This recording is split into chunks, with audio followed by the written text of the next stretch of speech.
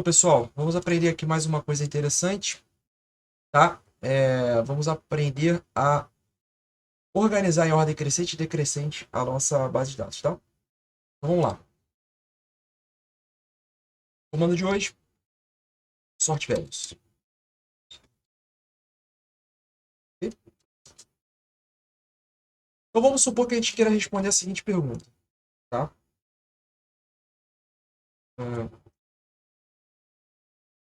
quais as ocorrências da base de dados com... é, aliás, quais as 10 da base de dados com os maiores números registros de Covid é o último dia registrado. Primeira pergunta. Então, eu tenho a nossa base de dados. Eu quero saber o seguinte: no último dia de registro dessa base, quem são as 10 posições, né, dessa base de dados que tem o maior número de ocorrências? O maior número de registros ali até aquele dia. Então, a primeira coisa que a gente tem que fazer é descobrir quem é o último dia. A informação de dias na nossa base de dados, ela está aqui nas colunas. Então, a primeira coisa que a gente vai fazer é o quê? Extrair esse nome dessas nossas colunas, né?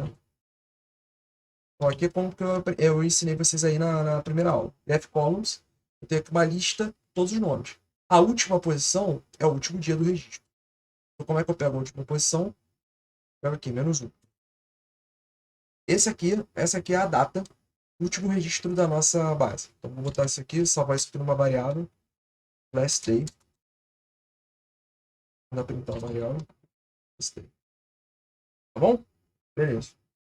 Então, como é que eu vou fazer isso agora? Eu quero fazer um sort, né? Eu quero fazer uma organização em ordem decrescente, do maior para o menor, dessa minha base de dados inteira, usando como referência essa coluna aqui do último dia, tá? Então, como é que a gente faz isso? Def notification, tá? Sort values, tá bom? Aí aqui você tem que dar um by, aí você vai sortir não, você vai organizar esses valores usando que coluna de referência? A coluna last day, né? Com esse nome daqui, com essa data daqui. O default do sort values é ordem ascendente, né? Então aqui, ó, ascending, o default, isso aqui tá true. Só que a gente não quer ascendente, a gente quer descendente para a gente pegar do maior para o menor. Então a gente vai botar false, tá bom? Vamos dar aqui. Pronto, ele tá organizando aqui nos registros. Tá vendo, ó? Primeiro colocar tá United States, depois Índia, ó, o Brasil em terceiro. United Kingdom tá em terceiro, Rússia. Vamos ver aqui quem são os 10, né? Que a gente tinha colocado ali, os 10 primeiro. Você usa aqui o comando head. Tá vendo? Esse comando head aqui, ele pega as 10 primeiras posições e printa. Ele não está cortando somente as 10 primeiras posições. Isso aqui é só uma questão de para printar na tela, tá? Então essa aqui é a lista de países que estão, né, mais complicados aí. Pelo mais complicado não, né? Mas uma situação que tem pelo menos um maior número de notificações, né?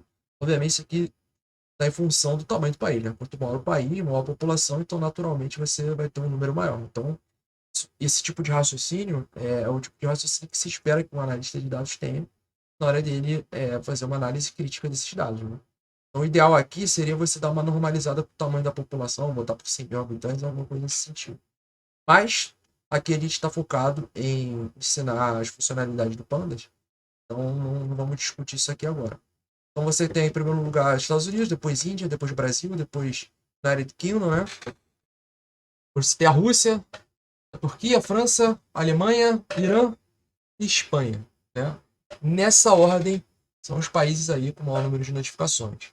Graças ao Sort Value, a gente conseguiu fazer esse tipo de análise, né? Então vamos lá. Na próxima aula eu vou ensinar um dos principais comandos em Pandas, né? Assim como o lock, esse próximo comando ele te ajuda a realizar bastante insight a partir da sua base de dados, tá? Ela vai fazer agrupamento dessas suas bases de dados. Próxima aula a gente vai falar isso aí com maior detalhe.